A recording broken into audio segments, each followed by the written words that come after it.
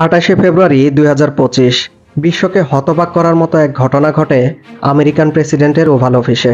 ওই দিন president Trump ও ইউক্রেনের প্রেসিডেন্ট জেলেনস্কি সরাসরি প্রকাশ্য বাকবিতণ্ডায় জড়িয়ে পড়েন। সম্ভবত এমন দৃশ্য বিশ্ববাসী এর আগে কখনো প্রত্যক্ষ করেনি।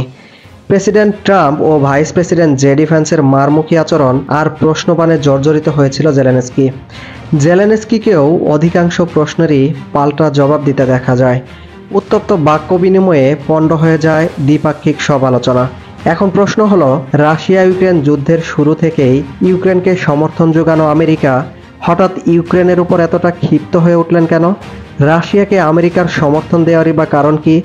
ইউরোপ ও আমেরিকার নিরাপত্তা ইস্যুতে সবসময় যখন একই রকম সুর শোনা যায়, সেখানে আমেরিকা হঠাৎ কেন ইউরোপকে সমর্থন দিচ্ছে না?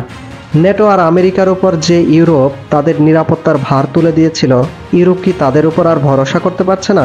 নাকি নিরাপত্তা সংকটে ইউরোপ নিজস্ব নিরাপত্তা পলিসি তৈরি করতে চাইছে? এত সব প্রশ্নের উত্তর খোঁজার আগে চলুন আপনাদের গত শতাব্দীর মাঝামাঝি সময়টাতে নিয়ে যাই। ১৯৪৫ সাল, দ্বিতীয় বিশ্বযুদ্ধ সবেমাত্র শেষ হয়েছে। মিত্রশক্তি যদিও যুদ্ধে জয়লাভ করেছে, কিন্তু ইউরোপের অর্থনীতি তখন একেবারেই টালমাটাল। বিশেষ করে ফ্রান্স ও ব্রিটেনের অর্থনীতি ব্যাপকভাবে ক্ষতিগ্রস্ত হয়। ইউরোপের অর্থনীতি ও নিরাপত্তা পলিসি নিয়ে দেশগুলি নতুন করে ভাবতে শুরু করেছে। তাছাড়া ভবিষ্যতে আরও কোনো রক্তক্ষয়ী যুদ্ধের আশঙ্কা তো ছিলই। ইউরোপের সামনে তখন নতুন করে আরও একটি চ্যালেঞ্জ যুক্ত হয়। দ্বিতীয় বিশ্বযুদ্ধে রাশিয়ান রেড আর্মির কাছে মূলত জার্মানির নাৎসি বাহিনীর পরাজয় ঘটে। যুদ্ধ শেষ হয়ে গেলেও জার্মানিতে তখনও বিপুল সংখ্যক রাশিয়ান রেড আর্মির উপস্থিতি ছিল।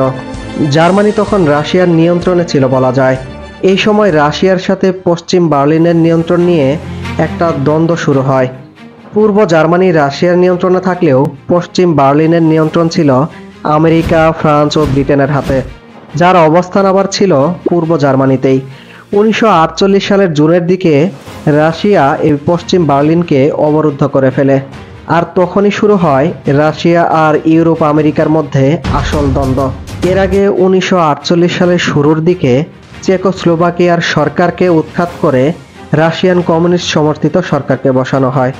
এই সকল ঘটনায় ইউরোপ ও আমেরিকা রাশিয়ান কমিউনিজমের বিস্তার আর তাদের নিরাপত্তা নিয়ে উদ্বিগ্ন হয়ে পড়ে। ৪ এপ্রিল ১৯৪৮ সালে যুক্তরাষ্ট্রের প্রেসিডেন্ট হ্যারি এস ট্রুম্যান সহ ইউরোপের ১২টি দেশের নেতারা ওয়াশিংটন ডিসিতে একত্রিত হন একটা নিরাপত্তা চুক্তি করার জন্য, যেটা আটলান্টিকের উভয় পারের দেশগুলিকে অর্থনৈতিক ও সামরিক নিরাপত্তা দেবে। এই জোটটি হল নর্থ আটলান্টিক ট্রিটি অর্গানাইজেশন বা সংক্ষেপে নেটো। ইউরোপের নেটোতে যোগ দেওয়ার উদ্দেশ্যই ছিল রাশিয়ান কমিউনিজমের বিস্তার ঠেকানো। যদিও চেকোস্লোভাকিয়া, বুলগেরিয়া, পোল্যান্ড, পূর্ব জার্মানি অলরেডি রাশিয়ান কমিউনিজমের অংশ হয়ে গেছে।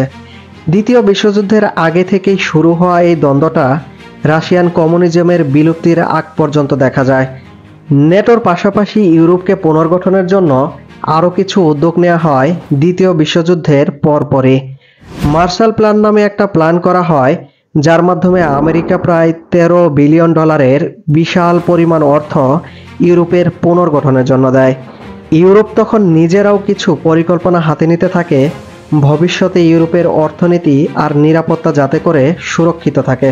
১৯৫১ সালের দিকে ইউরোপের ৬টা দেশ মিলে European coal and steel community বা সংক্ষেপে ইসিএসসি নামে একটা জোট তৈরি করে প্যারিস চুক্তির মাধ্যমে। এই ৬টা দেশের সদস্যরা মিলে ১৯৫৭ সালে আরও ২টা চুক্তিতে স্বাক্ষর করে রোম চুক্তির মাধ্যমে। এই চুক্তির মাধ্যমে ইউরোপিয়ান অ্যাটমিক এনার্জি কমিউনিটি বা ইউরাটম আর ইউরোপিয়ান ইকোনমিক কমিউনিটি বা ইইসি নামে ২টা জোট তৈরি করে। পরবর্তীতে এই ৩টা জোট মিলেই একত্রিত হয়ে ইউরোপিয়ান ইউনিয়ন বা ইইউ গঠিত হয়। ইউরোপের অর্থনীতি ও সামরিক নিরাপত্তায় ইউরোপীয় ইউনিয়ন আর নেটো এতদিন ভালোই কাজ করছিল বলা যায়। কিন্তু প্রেসিডেন্ট ট্রাম্পের গত মেয়াদেই আমেরিকা নেটো থেকে বের হয়ে যাওয়ার আভাস পাওয়া যায়। কারণ নেটোর মোট সামরিক ব্যয়ের প্রায় 4/3 আমেরিকা বহন করে, আর যেটাকে অর্থের অপচয় হিসেবে দেখে আসছে ট্রাম্প। তাছাড়া আমেরিকার নিরাপত্তার জন্য নেটো খুব একটা দরকারও নেই। সম্প্রতি এক ভাষণে ট্রাম্প বলেন, ইউরোপ যদি নেটোতে পর্যাপ্ত পরিমাণ অর্থ ব্যয় না করে, ট্রাম্প আর তাদের সুরক্ষা দেবে না। 28শে ফেব্রুয়ারির ওই বৈঠকেও জেলেনস্কিকে উদ্দেশ্য করে ট্রাম্পকে বলতে শোনা যায়, We gave you, through this stupid president, $350 billion. মোটের উপর ট্রাম্পের ইউরোপের নিরাপত্তা ইস্যুতে শিথিলতার কারণ হিসেবে অর্থনীতিকেই বড় দিক হিসেবে মনে করা হচ্ছে। ইউরোপের নিরাপত্তায় আমেরিকা তাই আর অর্থ ব্যয় করতে নারাজ। এমনিতেই 2020 সালে ব্রিটেনের ইউরোপীয় ইউনিয়ন থেকে বেরিয়ে আসায় ইউরোপীয় ইউনিয়নের কার্যকারিতা অনেকটাই কমে যায়। ইউরোপকে তাই নতুন করে ভাবতে হচ্ছে নিরাপত্তা পলিসি নিয়ে। ট্রাম্পের সাথে জেলেনস্কির সেই অনাকাঙ্ক্ষিত ঘটনার পর ইউরোপের নেতাদের কার্যকলাপেও অবশ্য তাই বোঝা যায়। সম্প্রতি ইউরোপীয় ইউনিয়নের বৈঠকে ইউরোপ নেতারা নিজেদের ঐক্য ধরে রেখে নতুন করে নিরাপত্তা পলিসি নিয়ে ভাবার দিকেই ইঙ্গিত করে। তারা ওই বৈঠকে প্রতিরক্ষা খাতে 150 বিলিয়ন ইউরো ঋণের প্রস্তাবও করেছে। তবে ভবিষ্যতই বলে দিবে ইউরোপের নিরাপত্তায় পুরনো ব্যবস্থায় সক্রিয় হবে নাকি নতুন কোনো বন্দোবস্ত হবে।